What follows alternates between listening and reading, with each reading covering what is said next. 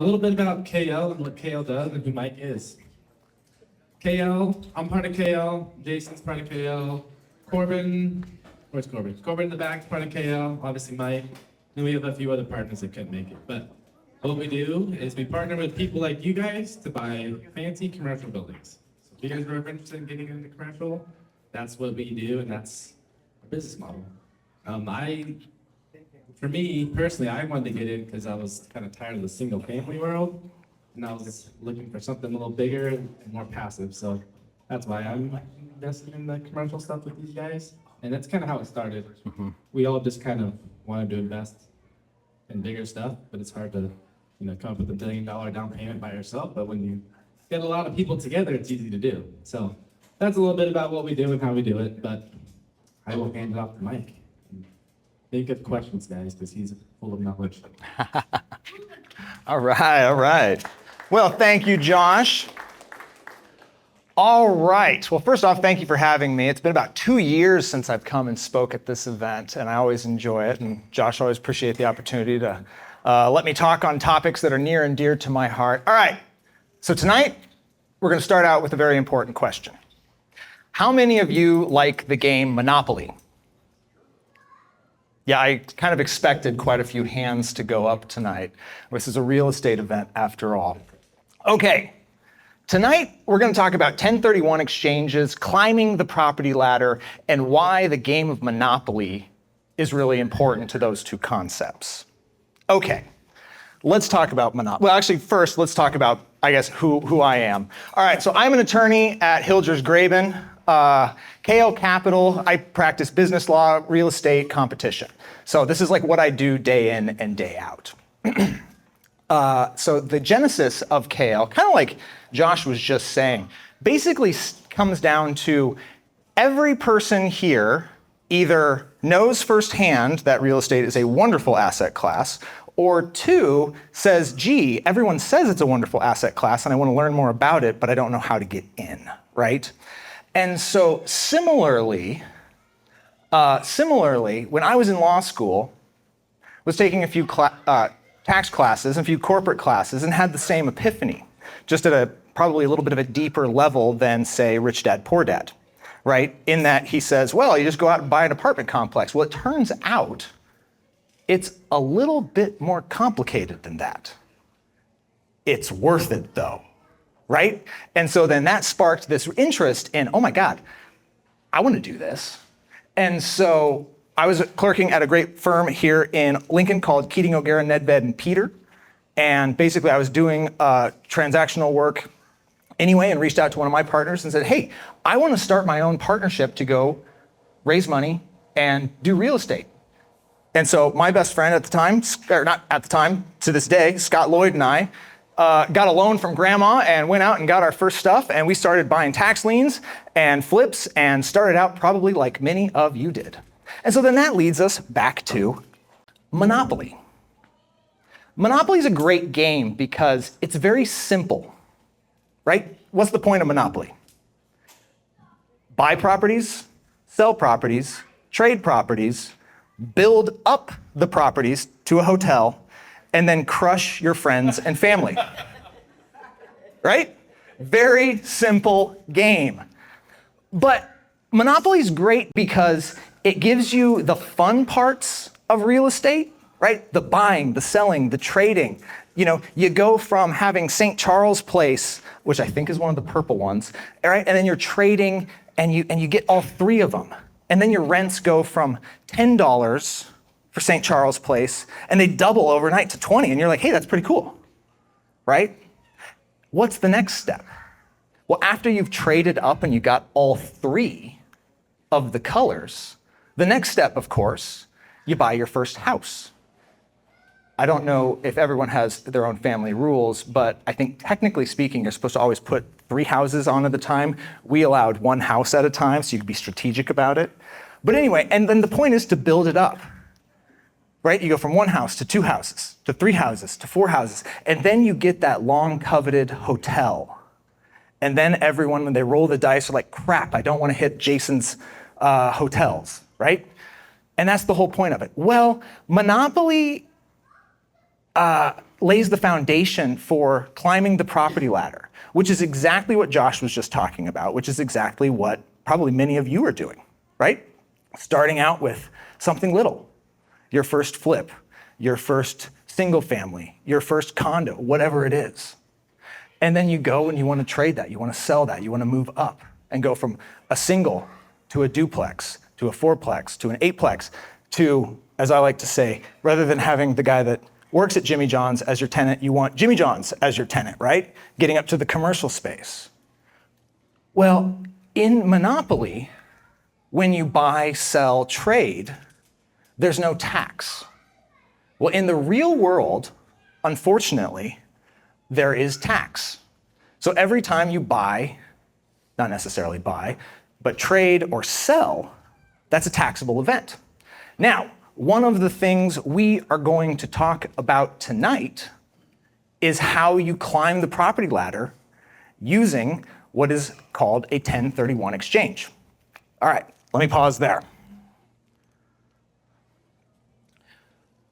1031 exchanges, the name, many of you are probably familiar with it, but for those of you who are not, at a very high level, 1031 refers to tax code section 1031, which says, in the event of a taxable event, a disposition or sale of property, and the purchase of a similar piece of property, right? Like kind, meaning property for property, we'll get back to that point later. If you do that, and it is qualified, you do not have to pay taxes upon the sale of that. Well, that's a really important, that is a very, very important piece of building your portfolio and climbing the property ladder. Pause for beer.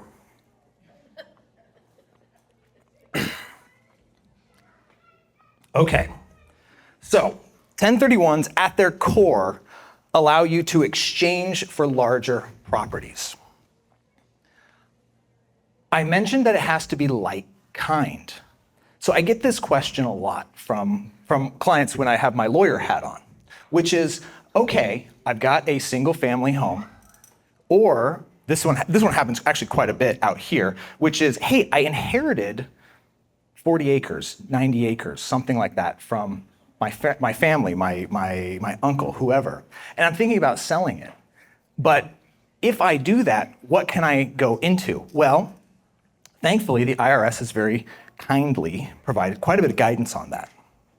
And what it is referring to when it says like kind is not necessarily farm ground to farm ground, but real estate interest to real estate interest, which of course raises an important question. What is a real estate interest? So it can be just a full-on fee simple, that is, I own something outright. It could be a ground lease, so like that Amigos out in the parking lot, that very well may be on a ground lease. So if you sold, say, an apartment complex, and you were like, you know what, I'm tired of, again, having the Amigos employees as my tenants. I want Amigos as my tenant. That is very likely going to qualify as a like-kind exchange. Well, what that does in the event it is found to qualify is that it allows you to defer taxes. Now, deferral is an important concept in in real estate. Reason being is the tax man's always got that liability for you. He's always got the right to say, no, you owe me that, right? But deferring it allows you to not pay, so you keep all that money with you. And like we mentioned at the top of the hour, when you're playing Monopoly and you go from just the one property to the 3 properties to the homes to the hotels, you can actually take $100,000 of capital, or however much, and grow it exponentially. And one of the ways to grow it quicker along the way is to not pay taxes on it, legally, of course.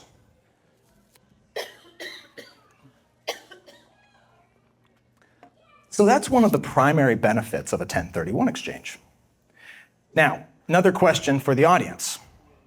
How many of you have heard of a tax cost segregation study? See quite a few hands going up. So what that is it's a way to say, hey, IRS, although the building itself is depreciable over a longer period of time, right, either 27 or 37 years, certain pieces of the building, for example, this sound system, the lights, that security system over there, those we're going to treat as more quickly depreciable equipment, but you have to break them out. You have to have a qualified CPA firm come in and say, you know what? That stuff up on the wall, that's 3-year property. We're going to be able to accelerate that depreciation. The wires, those, that's going to be 7-year property. We're going to depreciate that quicker. So then if you do something like that, you get what's called depreciation deductions. And those are wonderful for real estate. Without diving too deep into the math, what that does is depreciation is a non-cash expense. Meaning, let's say you have $100,000 of rental income up top, and you have $30,000 of depreciation, and then you have your $30,000 of interest expense. Well, you deduct your $100,000 minus the 30 of depreciation, minus your interest, minus, say, another $10,000 for taxes. And at the end of the day, although you had $100,000 of top-line income, you're only taxed on $20,000 of it. Well, how much actually went out the door, right? Just the $30,000 from the mortgage expense and just the $10,000 from the taxes, meaning you actually walked away with $60,000 in cash, but you're only taxed on 20. When those numbers get larger, that can be tremendous and allow you to scale the property ladder quicker.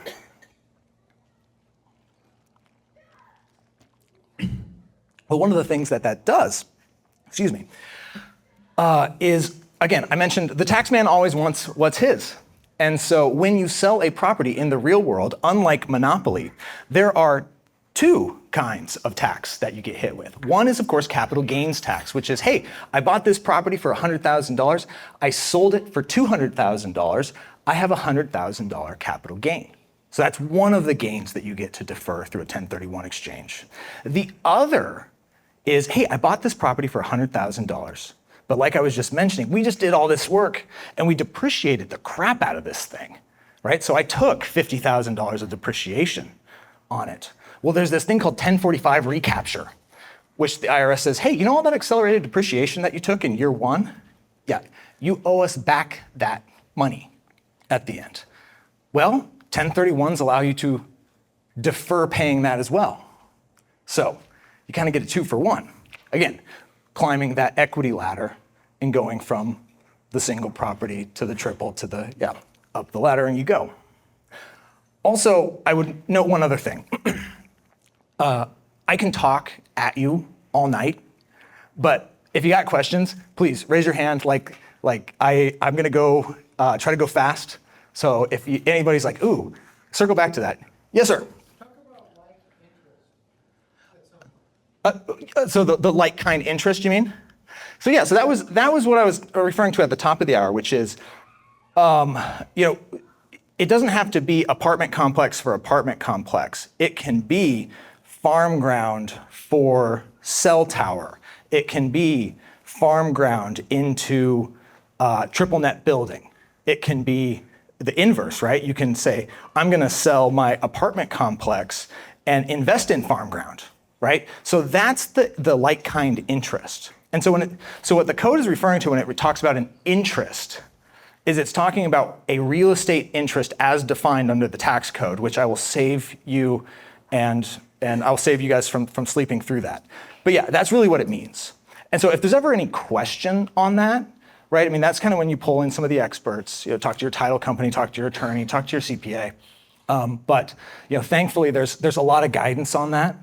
And they are reasonably, the IRS are reasonably, not lenient, but there's a lot of exceptions. With one very important exception. And that is you cannot 1031 into an LLC, right? And we're gonna circle back to that. That's a very important one, and that's what we're gonna talk to about later here. Okay, high level, here are the mechanics. When you go to sell a property, first thing you should do is talk to your title company because they have this down to a science. And thanks to things like Laser Pro, it is actually extremely inexpensive to do a 1031 these days. An average 1031 in commercial property, I mean, you're looking at somewhere between $750 to maybe $1,500. And so it is exceedingly cheap in the grand scheme of things. If you have a $100,000 tax liability and you can defer it, meaning kick it out for years and years and years, and not pay back that $100,000, that is well worth it. When I was in law school, we studied this stuff ad nauseum, and I thought it was way more complicated than it turns out it really is. I thought it was going to be way more expensive than it turns out that it really is. Well, in the real world, it actually turns out it's pretty easy, it's pretty inexpensive, and it's really, really effective.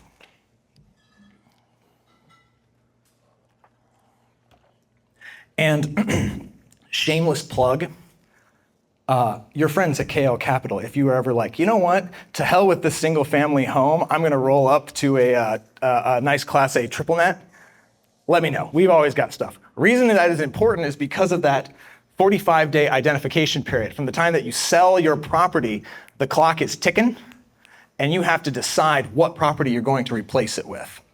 So that is actually one of the ways that people blow their 1031 exchange. Yes, ma'am. Please.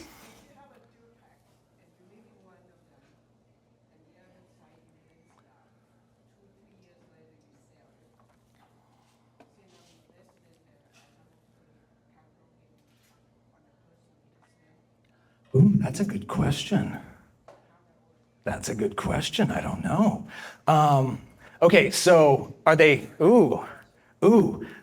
Let's talk about that one afterwards. I can see that one going two ways, depending on whether or not it's two legal parcels or one, and whether or not you're renting or like you're. Ooh, that's a good question. I don't know the answer to that. But either way, between the home exemption, fun fact, like if you're living in a personal residence and you sell it, you get zero capital gains for up to $250,000 for a single person, $500,000 for a married couple. So that's like 1031 cheat code for single residences. So that's your first bite at the apple. The second one is, hey, it's an investment property. I'm paying rent to my LLC or whatever that owns it. And so therefore it qualifies as an investment property, and therefore you can 1031 it. But one of those two I would think would apply. Okay, now for the fun stuff, at least in my mind, the fun stuff. So I mentioned earlier the one big exception to 1031 exchanges is that you cannot sell a piece of property and buy into an LLC that owns a piece of property, right? So that is not a like kind. In that case, it is real estate for security, because an LLC is a security in the eyes of the law. So another question for the audience. How many of you have a partnership with two or more people for real estate? As I expected, a lot of hands going up. LLCs are wonderful for real estate. They allow you to have almost an unlimited number of partners. They allow you to spread around risk. They allow you to own small all the way up to gigantic parcels, assets inside the LLC. When you file taxes, you file under one tax ID, that is the tax ID of the LLC. And they're efficient, they're wonderful. We do 10 a week at the firm, love them. However, how do you do that in a 1031 exchange situation? Well, enter the tenant in common agreement. So the TIC agreement, the 1031 tenant in common agreement, that is kind of the back door to this issue.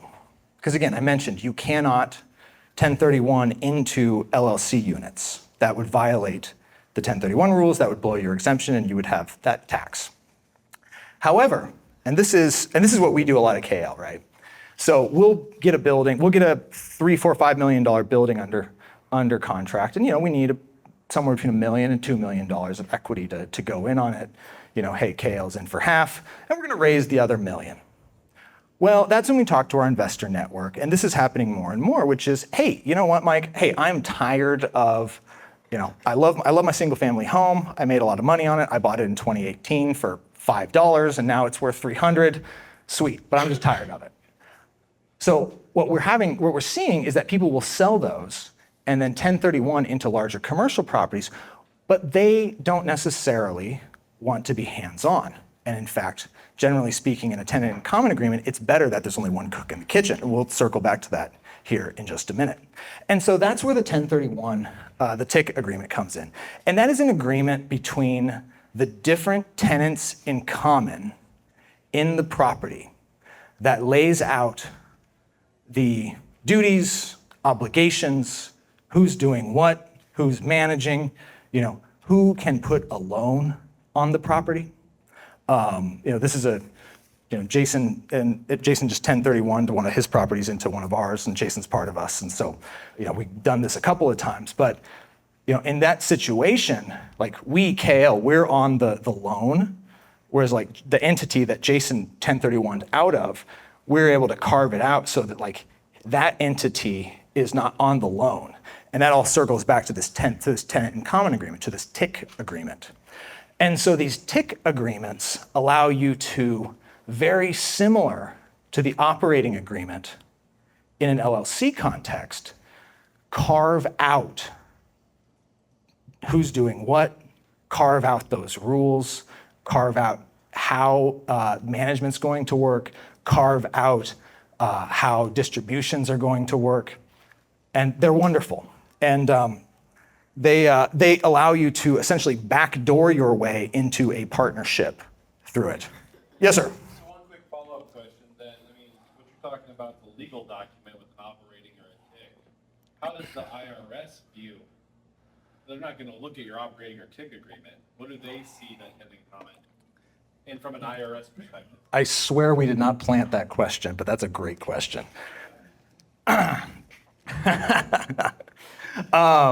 Seriously, we didn't even rehearse that, but that was perfect, man. Yeah. Kudos. Okay, great question. So in the eyes of the IRS, your tenant in common interests are two separate and distinct legal pieces of ownership. I see eyes glazing over. Mike, what the hell does that mean? Okay, so in an LLC context, I take a property and throw it into an LLC. That is one legal ownership interest. The LLC, right? The LLC is the one that owns the property. Well, in a TIC context, in a tenant in common agreement context, in order to comply with the terms of the 1031 rules and regulations, that ownership interest has to be separate and distinct. Meaning,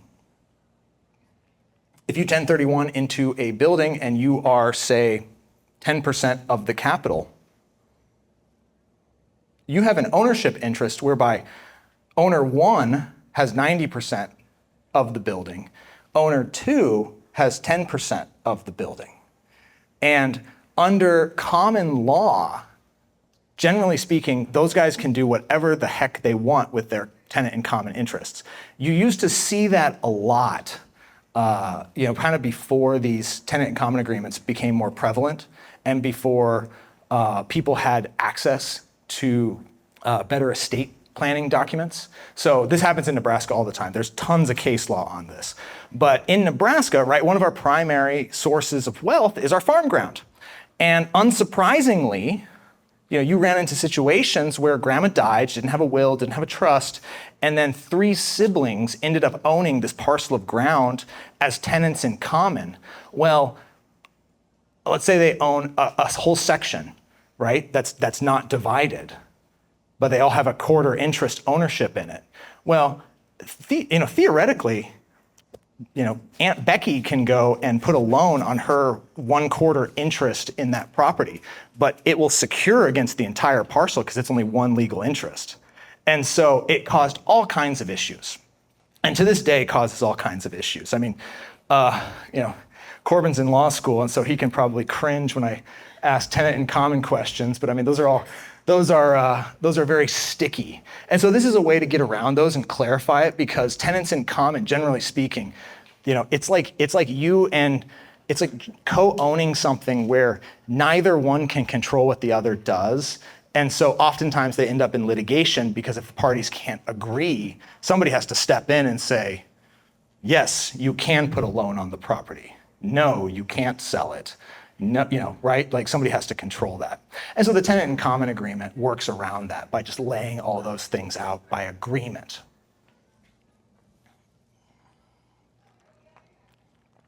Okay. Does that answer your question, sir? Yes, sir. Lucas, right? Quick question. So you're talking about the target property being, that's where this tenant in common stuff comes into play. What happens if the property that you're 1031 exchanging is in an LLC? Does that have any impact on this at all? Nope, not at all.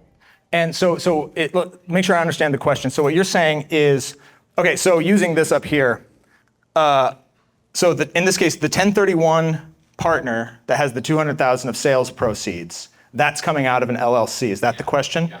Yep, doesn't matter. Here's why. So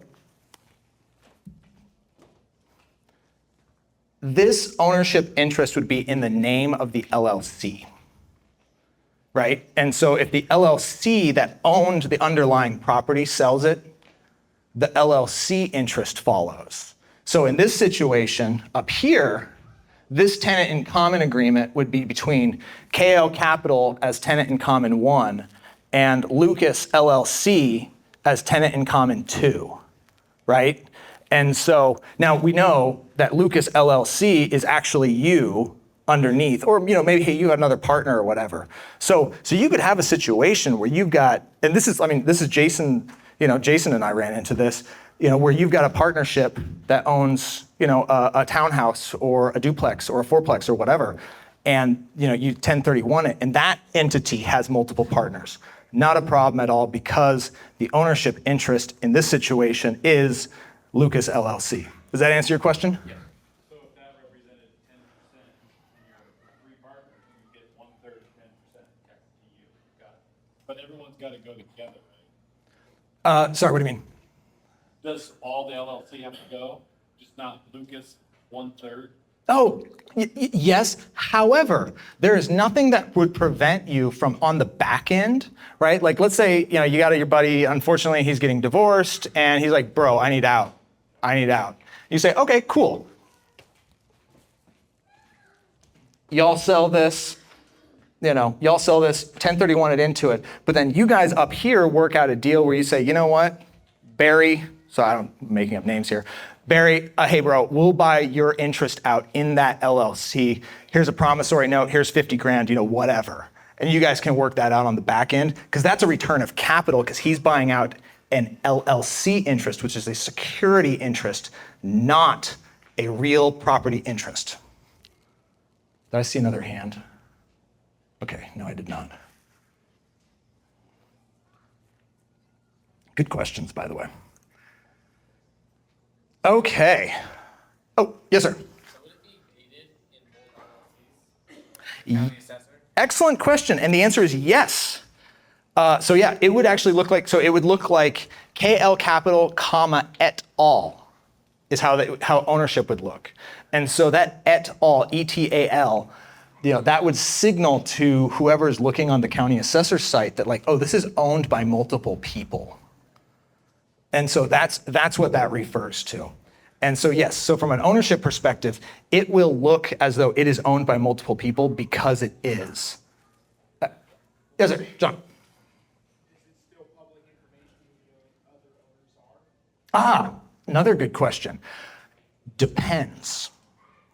And the reason it depends is because it depends on whether or not you file a memorandum of the TIC, which I generally recommend you do to protect the interests of all parties so that nobody can act outside of the TIC.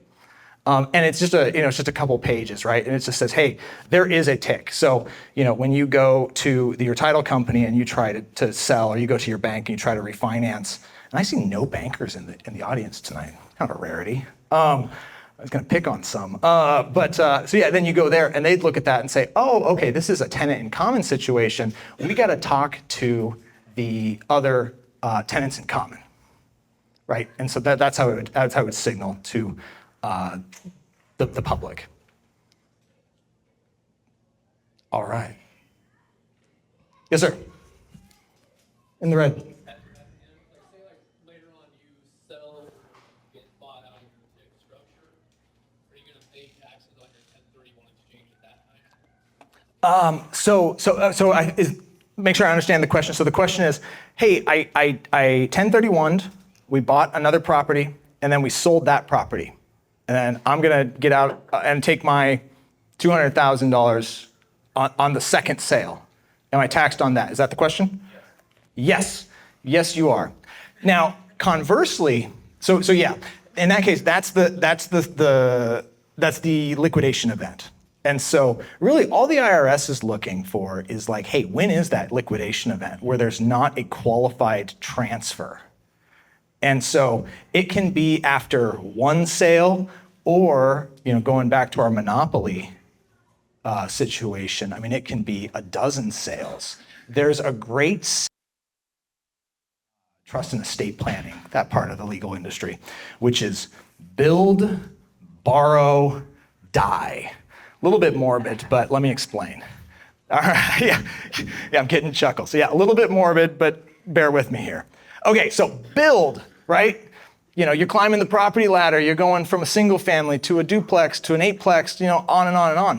You're 1031 and you're getting good partners like Josh. You're getting good partners, like Alex. You're climbing. Cool. Borrow. Debt is not a taxable event. Meaning, hey, I bought this property for $1 million. It's now worth $2 million. I'm going to take my $500,000 loan and I'm going to double it to $1 million. And guess what? I'm going to take that $500,000 and I'm going to go buy another property, or I'm going to go to Disney World, or I'm going to go do whatever I want with it.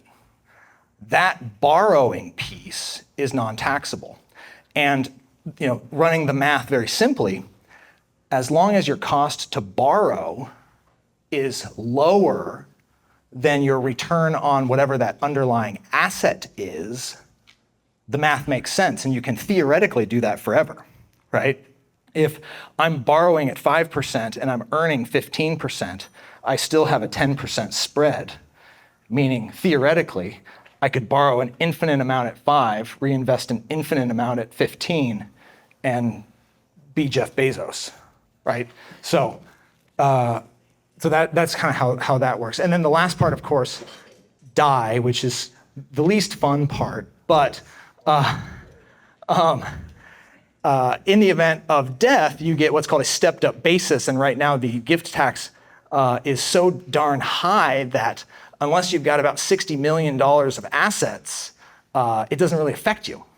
So meaning you can transfer tax-free about $30 million as an individual, $60 million as a couple, tax-free down the line. And so that's the die part of it. In fact, you might see this around town, but there will be parcels of ground, that are like a farm. I mean, this happens. I live in Elkhorn, by the way. So this happens out in West Omaha like all the time. There will be, everything's built up around except for like one random soybean field in the middle of the city, and you're like, dude, why? Right? Well, it comes down to Grandpa's not dead yet. Right? Grandpa got that ground in 1982 for $9 an acre, and now it's worth 90, and he's sure as hell not going to pay it, not going to pay those taxes. And so they're just kind of waiting around, and frankly, at that point, because it's going to be such a large sale, and let's say Grandpa's, 90, he doesn't want to turn around, do a, probably $10 million land deal, turn around, buy a $20 million strip mall, probably like something like this whole thing, and then have that to deal with in his last days. years of life. And so that's why you kind of run into those situations. But then, all men are mortal, all men die, grandpa goes. Well, then as soon as that ground is released to the trust or to the estate or whoever, a lot of times, the first thing they do is they call their broker and they're like, let's sell it. Reason being, grandpa bought that ground for $9 an acre back in 1982. Now it's worth $90,000 an acre to a developer. Well, they can sell it today at $90,000 an acre and they don't pay a dime of tax. So from their perspective, they're like, hell yeah, let's go. And so then they sell it and then, whatever the next development is comes in.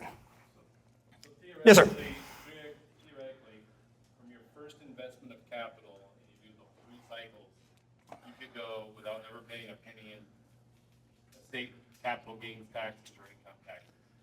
Again, not a planted question, but yes. Yes, Jason, that is exactly correct. In fact, the reason that KO Capital continues to buy properties year after year after year is because right now I am outrunning the tax man and I have to just keep buying and running because I don't want to pay 1045 or capital gains taxes. So yes, that is exactly it. Theoretically, you can do it forever. And I certainly intend to. And frankly, there are a lot of guys and gals, out there in the world who have done just that, have just held on to assets or exchanged assets for decades and decades and decades and have not paid taxes. And part of it comes down to a combination of planning, education like this, right? I saw a lot of heads nodding when I told you, hey, guess how much it costs to do a 1031 exchange? About $1,000. Right? Like, wow, that's definitely worth it. And so making it very advantageous to take those affirmative steps, to do that tax planning, to selfishly hire lawyers like me to say, hey man, how do I do this? And keep running, right? Because you can grow, you can climb the property ladder, and you can do it in a more efficient way. And this is one of the tools that you have at your disposal as real estate investors.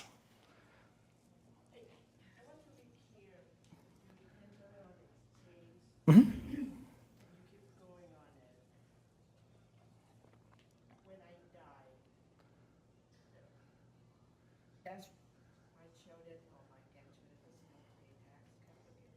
Correct. Correct. And that includes, and this is big, that includes all the depreciation you've taken, right? So, let's say you've taken millions and millions of dollars of depreciation over your decades-long career. Well, again, all men are mortal, all men die. When you die, you get a stepped-up basis. And so from the IRS's perspective, basis is like the difference between what you paid for it and what your tax basis is, which is like the amount you paid minus all of the depreciation plus the capital gains. That's kind of roughly what the math equates to. But when you die, from the IRS's perspective, it says, all right, cool. It's like a video game, right? Your health is down here and you're kind of getting beat up and you're like 90 and right, and then you die and then boom, your health bar is back up to full. That's like what that means conceptually. Hat, and then we'll go back to you, sir. Yeah, but you're still going to pay inheritance and federal state if applicable. If you have $60 million. And how much is state income tax in the great state of Nebraska, sir? Question. 1%. For Class 1 beneficiaries. So if you're a Class 1 beneficiary, which means children, grandchildren, siblings, that kind of thing, yeah, it's 1% above the exemption. So it's really not that bad, right? And so thankfully it's not that bad. Now, if you get to nieces, nephews, and or friends, then it gets a little bit more dicey. And thankfully, Nebraska is one of only a handful of states with a state-level inheritance tax. But that will be my discussion. Josh, we'll do that one in 2025 when I come back. And then, yes, sir, in the glasses. So I got 2 questions. One we might do at the very, very end.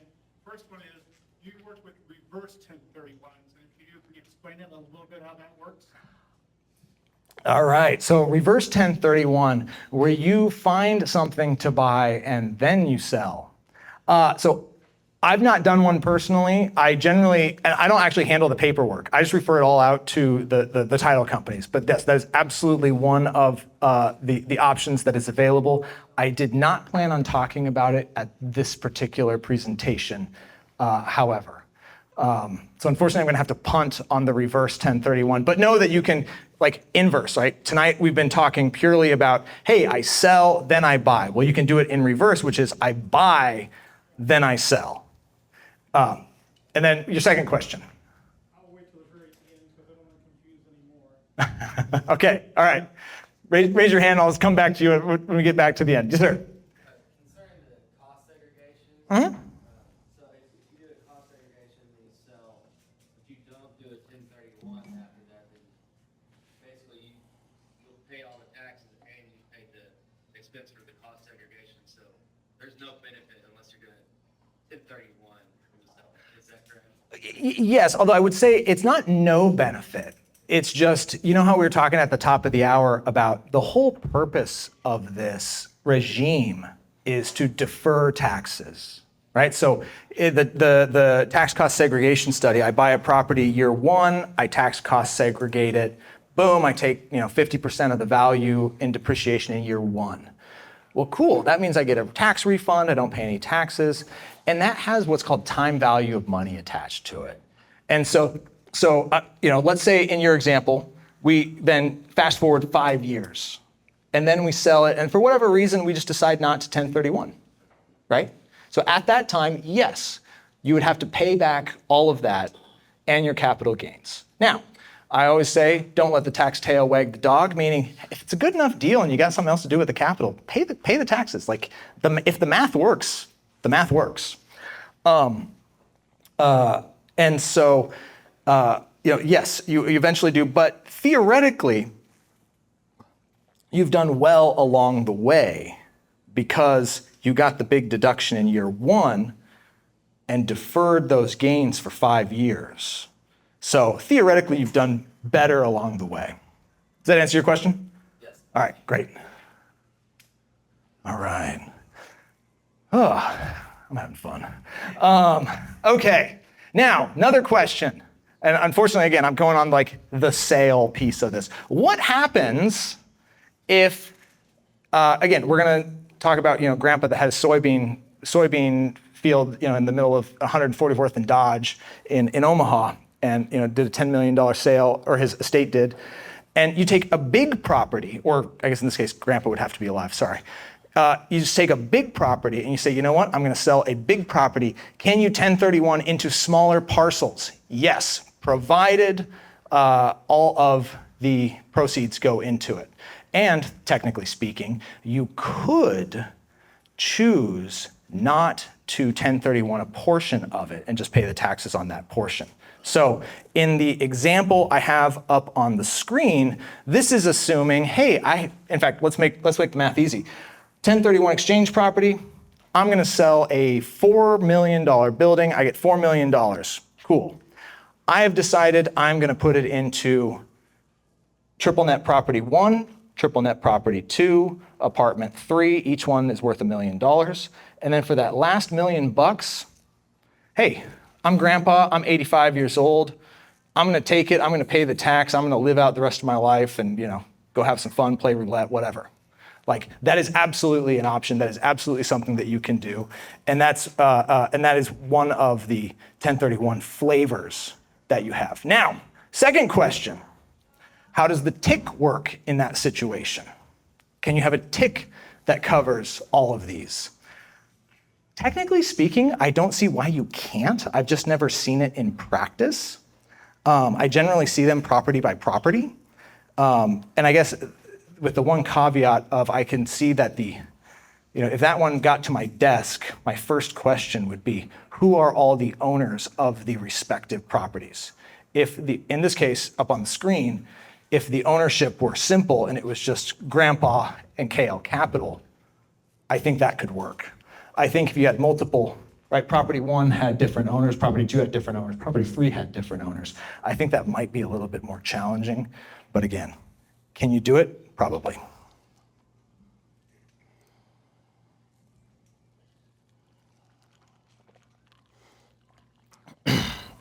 All right, climbing the property ladder. So this is just one of the many tools in the tool belt of a real estate investor. The 1031 is not the end all be all. I just wanted to talk about this tonight to kind of let you know that it is an option, it is available, it is, it's complex, but at its core, just think back to Monopoly, right? When you buy and sell in Monopoly, you don't pay taxes on it, and you keep running up until you can crush your friends and family with the hotels. And so when you think about it in the real world, that's really kind of what it looks like. A little bit more paperwork, but the advantages, in my opinion, are tremendous, right? The tax deferral, more importantly, the recapture deferral. Secondly, the ability to partner, right? Secondly, the ability to partner with folks that you want to either hand off management or take over management, right? That's for those of you who have that inclination. And then the other is, if you can find a partner that has skills that you don't. Say, you've got, in fact, looking right in front of me, Alex Carlson, ladies and gentlemen, heck of a deal finder. And so you can find somebody like that says, hey, if you bring the capital, I can find the deals. And that in this room can be incredibly valuable. If you have a good deal, everything else generally tends to fall in place in my experience. And then I've already talked about the build, borrow, and die, but that is obviously one of the big benefits of this regime. Now, this is probably my most boring slide, and thanks to my lovely assistant Corbin back there for helping me put this one together. But there is this thing called a revenue proclamation, which is like a case that the IRS puts out. And there's a couple of really good ones on tenant and common agreements. And you can have up to 35 tenants in common in a TIC structure and still not violate the 1031 rules. Now, that would be a very large property, right? 35 TIC investors. But for very, very large developments, very, very large properties, you do see it. However, the IRS has said, hey, you know what? In that event, we're going to look really hard at the structure. Reason being is, I mentioned earlier that a tenant in common ownership interest is a separate and distinct legal interest that you have in a property. Contrast that with a partnership or an LLC interest where it's just, hey, you own securities, you own just a slice of it. Well, what the IRS has said is, hey, if it looks like a duck, walks like a duck, quacks like a duck, it's probably a duck. And so it gave some great guidance on hey, when you're putting these TICs together, watch out for these certain kinds of things, right? Limitations on co-ownership agreements, right? The total number. Pooling of income, meaning, hey, I'm going to adjust who gets what in terms of income. I'm going to do, I'm not going to keep separate books. One of the very important things with a 1031, should you have one of these in your future, is that whoever you're partnering with, make sure that they are very good at the books and accounting, because you as the other 1031 investor, or maybe the leader, you have a duty to provide accounting and books to your other 1031 folks, because they're not going to get a K1, they're not going to get a tax return from you. They're just going to get hey, here are the books. You go figure out your own taxes based on the TIC structure. So it's a little bit, it's a little bit less investor friendly than an LLC situation where it's great, right? I cut a check, here's to the sponsor, they go buy the property, and then at the end of the year, I get my distributions, I get my tax info, and all is easy. Well, again, IRS has come out with some helpful guidance on what to watch out for. So just something to keep in mind, and this is where, especially as you climb the property ladders yourselves and do bigger and bigger deals, this is where you just kind of pull in, professionals and say, hey, does this pass the smell test? All right. I believe we need to circle back to a question. Yes, are you familiar with IRS code 453, which deals with installments? Installment sales. Yeah, speaking my language. Talk to me. Have you ever done one or are you familiar with it? Very, yep. I work with a group out of Idaho that does them. Anyway, I mean, I don't want to get too deep into it, yet it's another form. It's not a 1031, however, it gives more latitude to the seller to do what they want with their money, and it lets them postpone the taxes, delay them, whatever word you want to use, for up to 30 years. Yep, absolutely. And that is another tool in the tool belt. So, sorry, what's your name, sir? Jim. Jim. So what Jim is talking about is an installment sale. How many of you have heard of an installment sale? Or seller financing. Has anybody heard that term? So in seller financing, this is a very common thing where you say, hey, we're going to talk about the farmer that has the big piece of ground that's been all developed all around. Well, so he's got a couple options. One is the 1031, right? Say, hey, I'm going to sell it. I'm going to put it into a different investment property. Well, another is the so-called installment sale, which says, hey, I'm going to sell an asset on an installment sale, and I'm going to take 3 buckets of income from that sale. We're going to make the math easy. So I sell a building worth, or I can say it's farm ground worth $10 million. I get $10 million promissory note. I don't get all that $10 million up front, but I get a promissory note that says, hey, I'm going to pay you $1 million plus interest, principal, interest for 10 years. So what that does is that means that, our farmer in this situation gets 3 buckets of income every year. He gets his $1 million, and that's going to be chopped up into 3 buckets. One is going to be his capital gains, his basis, right? His basis minus whatever he sold it for. That's your capital gain. Two is the basis, right? That's going to be the return of capital, whatever that percentage is. And then the third piece is I mentioned that it's going to be on a promissory note. And so then the third piece of this income is going to be whatever that interest payment is. And so then you do those, and you can defer those taxes. And that works really well in that situation that we just described with the farmer, where it's like, hey, I'm 80, I'm 90, and I'm kind of in my last decade, right? Statistically speaking. And so I don't need another project. And maybe I don't need the whole $10 million right away. In that situation, as Jim just mentioned, an installment sale works really, really well. So that's another tool in the tool belt. However, this is a much younger crowd than our theoretical farmer. So, maybe not as applicable, but certainly one that is available. And if you are out in the marketplace and you see that is certainly a discussion to have with your seller, especially for those that are looking to, retire, looking to slow down, maybe don't need that capital infusion, right? That's going to come from a large sale. The other thing, and Alex and I have learned this, is if you do these kinds of installment sales, you can oftentimes say, hey, you know what, I'm going to offer you over market because I'm going to be able to pay it over 10, 20 years. And I think that over time, the property is going to be worth that. And it allows me to lock it up sooner rather than later. So another tool in the tool belt. Yes, sir. I have 2 questions. What would you say you should look for when entering like a partnership as far as like it being managed properly? And then my second question is, how do you guys manage your properties?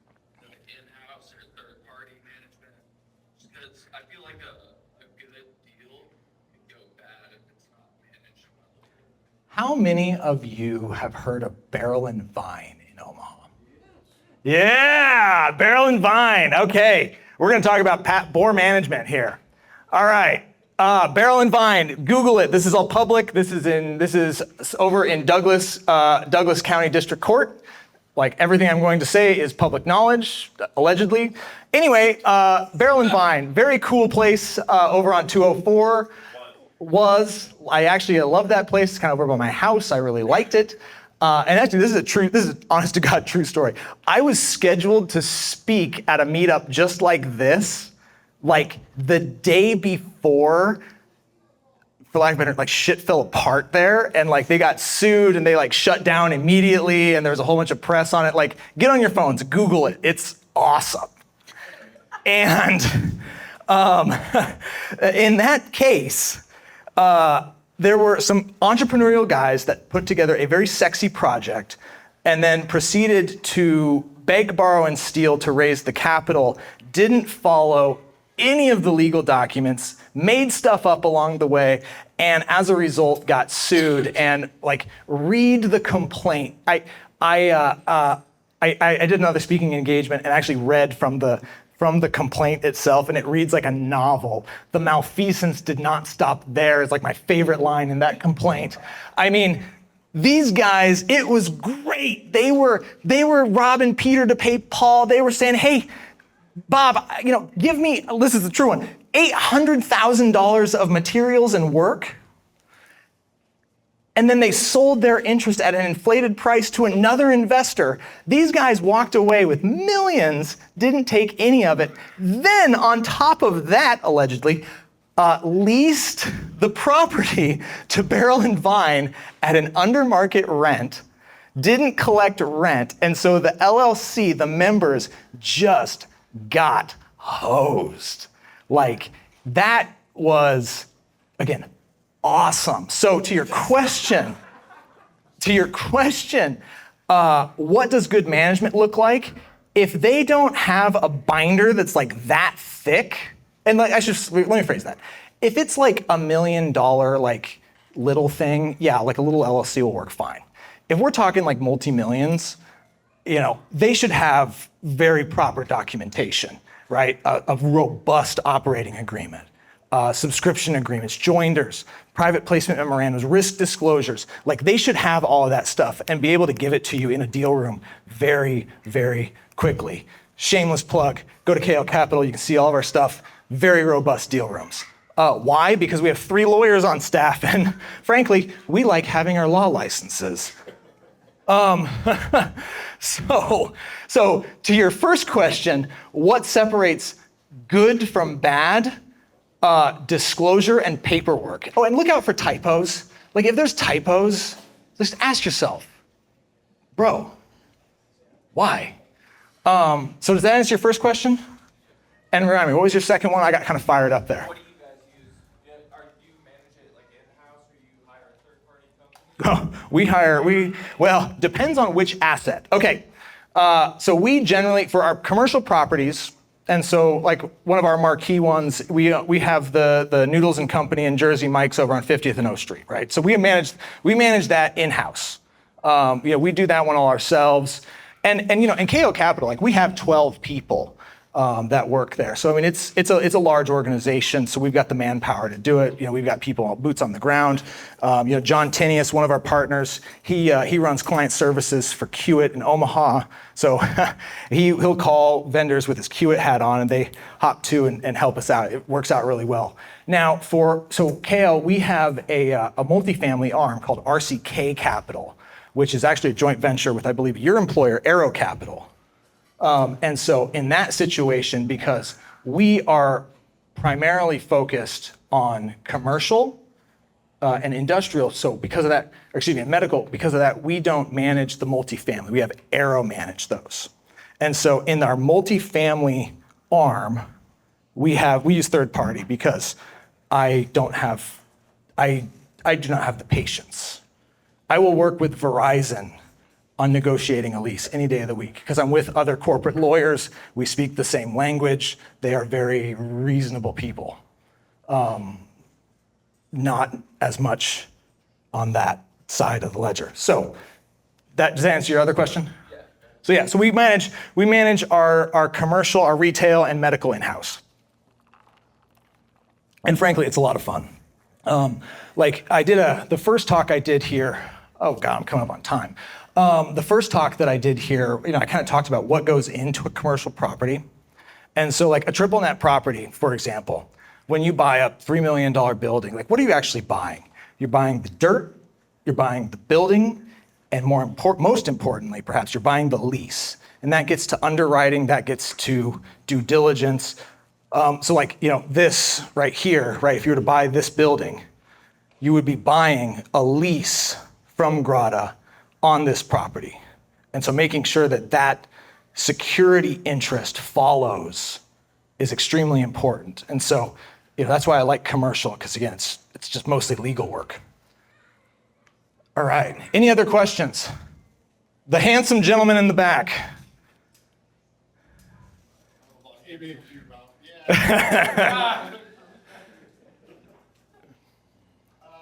I'm kind of working on, they say kind of because it's still way up in the air, likely to end up on your desk 3 to 6 months from now. Cool. Got a gentleman, substantial amount of money in stocks. Can't 1031 right into property. I've heard in the grapevine you can put it into a Delaware trust for a period of time and then move it in. Mm-hmm. Can you comment on that? Yeah. Yep. Basis of understanding? Delaware Statutory Trust. So Delaware, for those of you that don't know, Delaware is like the Cayman Islands of the United States. And they created some very interesting laws. And one of those is called a Delaware Statutory Trust, which says, hey, we're going to create this entity that holds property. And in full disclosure, like I know what it is, but I don't know the details at all. I just know that it is like it's a get out of jail free card. And in fact, let me just back up here. Back up. So let's say you're getting real close to the 1031 deadline, this 180 days, right? You don't have anything identified and you're like, crap, like I gotta find something. Otherwise, I'm gonna blow my exemption. Well, that's when you talk to your friends at the title company and they can put you into what's called a Delaware Statutory Trust, which is effectively a security, but for frankly, reasons that I don't quite understand, it is treated as an interest in property that qualifies for 1031. And so yes, you can take those. Now they take a bunch of fees for them because why wouldn't they? They seem like very complex structures and the value is right there, right? You still get to defer them. But yes, that is absolutely an option. And then from there, you sell your Delaware Statutory Trust interest, and then you can go and roll it 1031 it into something else. Does that answer your question, Al? Yeah, I just didn't know if it was actually true. Yeah, yep, no, absolutely is. Like, absolutely is. And, but, I've seen them used. I've never used one for any of my own personal dealings, but I have seen them in practice. Say what? Not that I am aware of. In fact, that is much more of a title company question. So like our friends over at Ambassador Title, could certainly arrange that because the times that I've seen DSTs, as they're lovingly called, DSTs used, we've gone through title companies. All right. Well, thank you guys so very much. This was a wonderful audience. Thank you for all the questions and the participation. I hope it was both educational and entertaining. So again, thank you for having me.